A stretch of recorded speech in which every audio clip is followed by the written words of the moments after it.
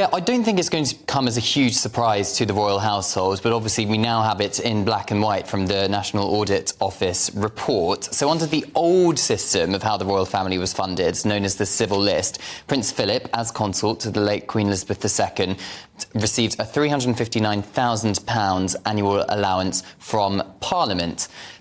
And post-2011, when we went from a civil list to a sovereign grant, which is how the royal family is currently funded, Prince Philip actually kept his annual allowance, and he got to keep it up until his death in April 2021.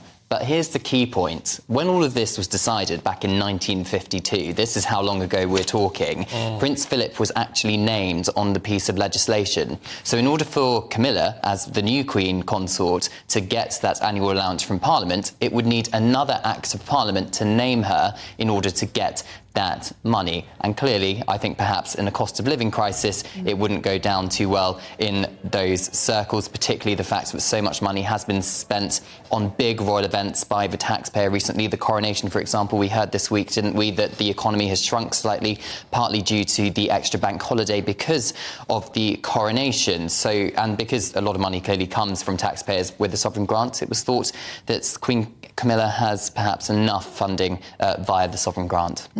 So that annual allowance that Prince Philip received, is that the best way to think of that as a salary, or would that be covering things such as wardrobe and things that he needs?